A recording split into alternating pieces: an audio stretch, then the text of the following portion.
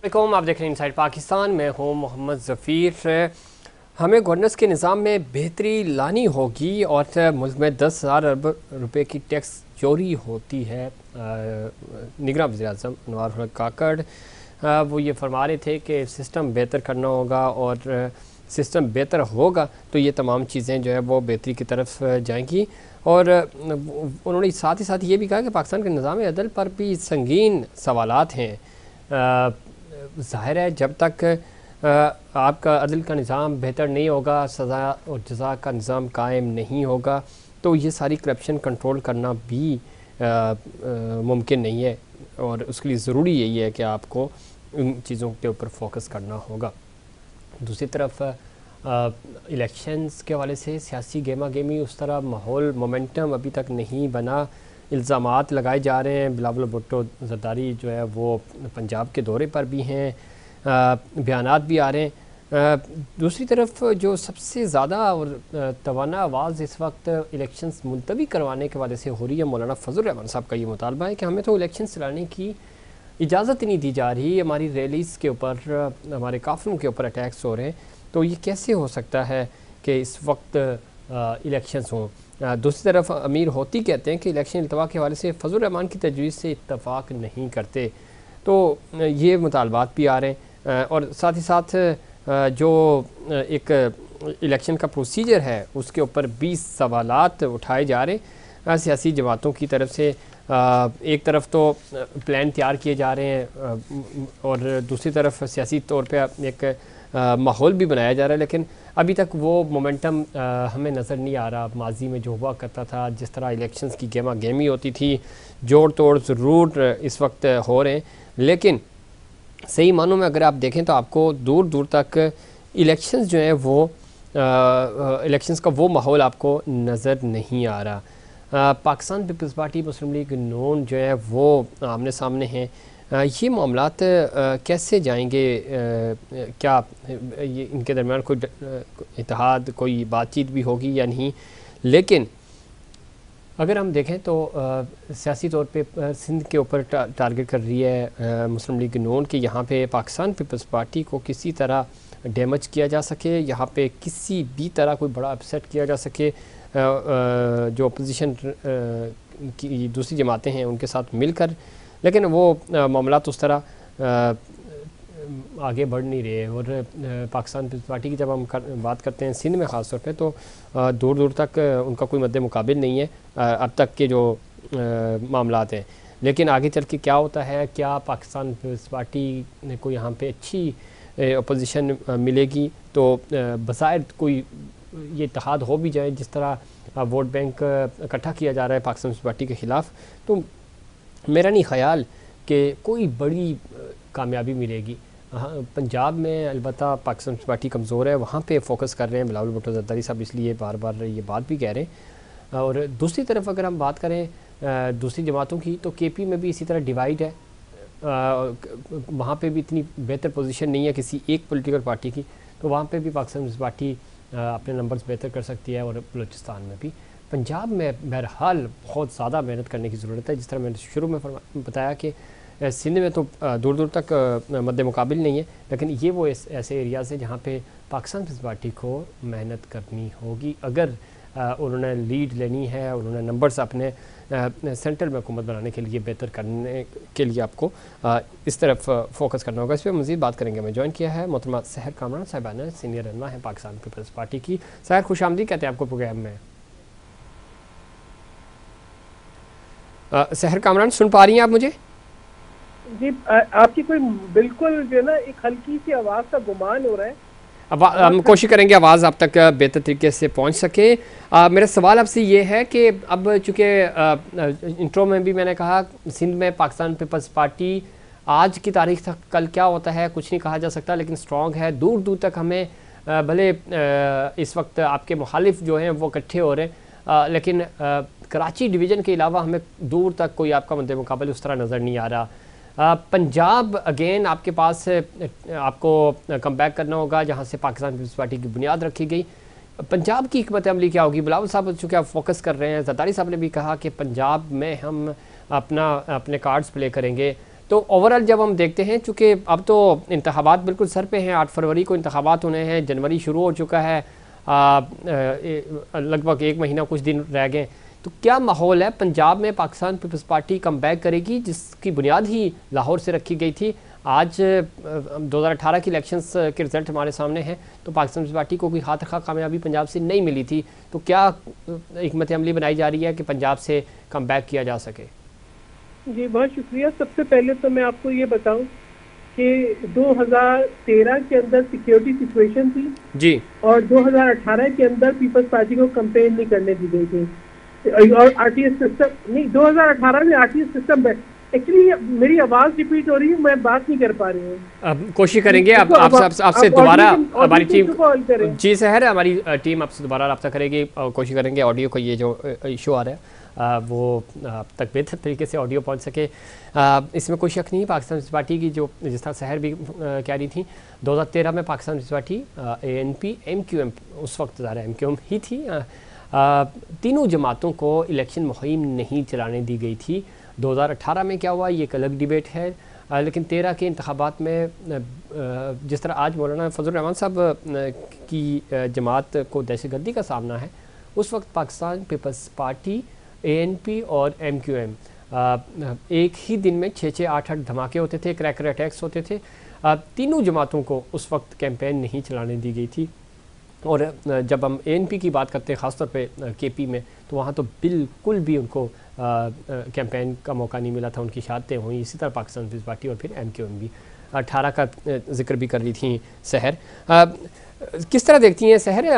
मेरा सवाल बुनियादी तौर पे ये था कि हम अगर ज़रा नंबर्स के ऊपर बात होती है, सिंध में आपके नंबर्स बहुत अच्छे हैं और यही वजह कि हम उसके ऊपर बात कर रहे हैं, कोई दूर दूर हमें चीज़ें नज़र नहीं आ रही। पंजाब में आप 13 का कंपैरिजन भी कर रही थी, 18 का भी, हालात जो भी हों, लेकिन ज़रा ऑन रिकॉर्ड ये है कि आपके पास नंबर्स नहीं आए, ना 13 में आए ना 18 में आए।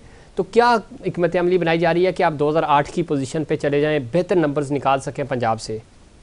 जी देखिए, बिल्कुल जो है पीपल्स पार्टी की बुनियाद जो है वो पंजाब से थी, लाहौर से थी, और अब पीपल्स पार्टी के चेयरमैन बिलावल भुट्टो जरदारी खुद जो है 127 से इलेक्शन लड़ रहे हैं। कल जो है पीपल्स पार्टी की CEC का इजलास जो है वो लाहौर में है, और इसीलिए है कि एक हिकमत अमली बनाई जाए। पीपल्स पार्टी वो वाहिद पार्टी है जो इलेक्शन के लिए कैंपेन कर रही है। पीपल्स पार्टी वो वाहिद पार्टी है जिसने अपना मैनिफेस्टो पेश किया है, एक 10 नकाती इकोनॉमिक ट्रांसफॉर्मेशन का एजेंडा लेकर आए, जो कि जिसकी जो है एक ढांचा मौजूद है, इंफ्रास्ट्रक्चर उसका मौजूद है, क्योंकि पीपल्स पार्टी ने सिंध के अंदर तवानाई के मुतबादिल जो जराए हैं उनको इंट्रोड्यूस किया है। सोलर एनर्जी हो, विंड एनर्जी हो, कोयले से बिजली पैदा हो रही हो या न्यूक्लियर पावर से पैदा हो रही हो, और सोलराइजेशन के ऊपर बहुत ज़्यादा तवज्जो दी है। इसी तरीके से ट्रांसपोर्ट के लिए जदीद बसें और खवातीन के लिए पिंक बसें और इलेक्ट्रिक बसें इंट्रोड्यूस की है। सेहत का एक बेहतरीन निज़ाम जो है वो सिंध के अंदर है, एक बुनियादी ढांचा है जिसके अंदर मुफ्त जो है वो सेहत की फैसिलिटीज़ हासिल है, और जदीद तरीन यानी NICVD आप ले लें या आप गुर्दों की और लंग्स की प्लांटेशन सर, इसमें कोई शक नहीं, सिंध के ऊपर हम बारहा बात भी करते हैं और ये चीज़ें हैं, NICVD का कोई मतलब सानी नहीं है, बहुत अच्छा काम है। थर की आपने बात की, कराची में ट्रांसपोर्ट की, पिंक बस की आपने बात की, ये अच्छे इनिशिएटिव पाकिस्तान पीपल्स पार्टी के, लेकिन क्या ये सारी चीज़ें आप पंजाब में इंट्रोड्यूस करवा पाएंगे? पंजाब को कन्विंस कर पाएंगे कि वो आपको वोट करें 2024 के लिए?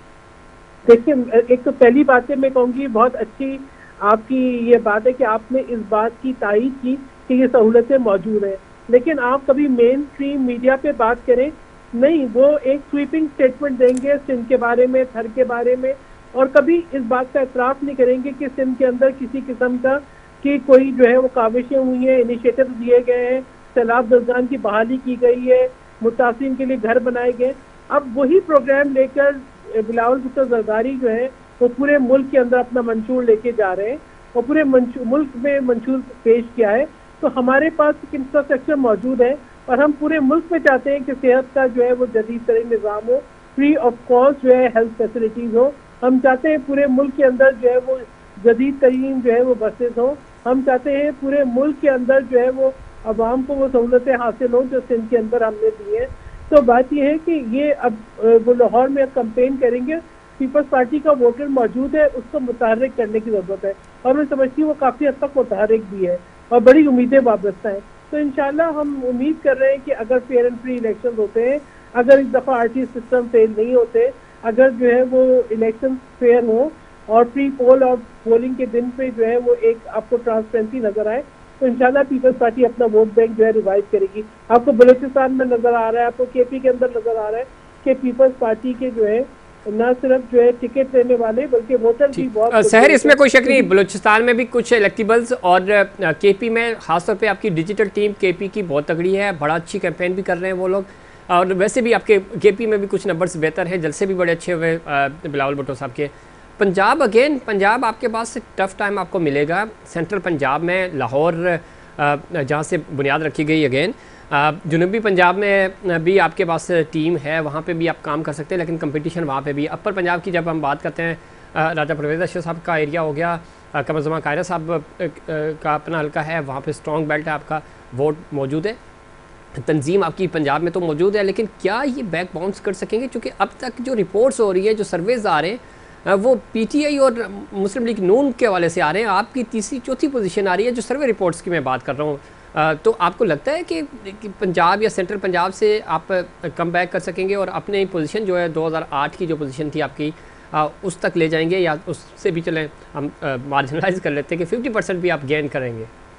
ये इंशाल्लाह हमें पूरी उम्मीद है। आज हमारे पास एक नौजवान क़यादत है जो कि वोटर्स को अट्रैक्ट करती है, जिसके पास एक प्रोग्राम है जो कि इकोनॉमिक ट्रांसफॉर्मेशन का प्रोग्राम है। पीपल्स पार्टी के अंदर अहमियत है कि सबको साथ लेके चल सके। पीपल्स पार्टी कौमी यकजहती की बात करती है, पीपल्स पार्टी नफरत और तकसीम को ख़त्म करना चाहती है। तो मुझे तो पूरा यकीन है कि जब बिलावल भुट्टो ज़रदारी खुद मैदान में होंगे, जब खुद वोटर्स के पास जाएंगे, तो डेफिनेटली उनको पजीराई मिलेगी और पीपल्स पार्टी अपना वोट बैंक जो है वो रिवाइव करेगी।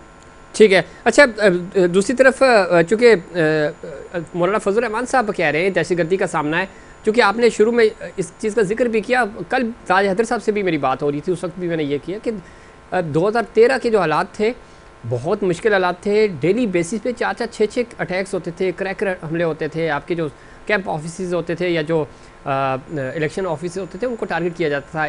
MQM कराची में, ANP को पेशावर में ख़ासतौर पे, और पाकिस्तान पार्टी को पंजाब भर में और बाकी सूबों में भी यही सामना था।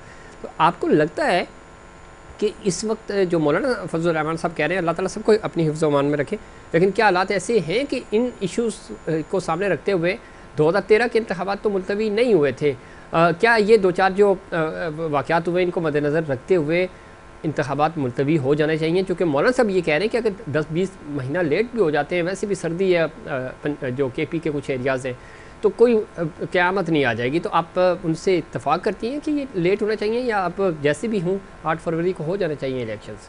देखिए, शिद्दत पसंदी, दहशत गर्दी पे काबू पाने के लिए, मुल्क के अंदर डेवलपमेंट और तरक्की के लिए वाहिद रास्ता जो है वो बर वक्त इंतखाबात है। जमहूरी अमल को जारी रहना चाहिए।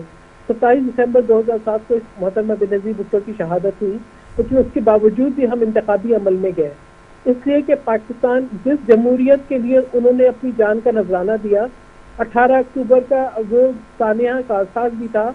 और आपको याद है कि उस वक्त हर सड़क पे बम फटते थे, लेकिन पीपल्स पार्टी ने हुकूमत में आके सवात ऑपरेशन के जरिए दहशत गर्दी के खिलाफ ऑपरेशन का आगाज किया।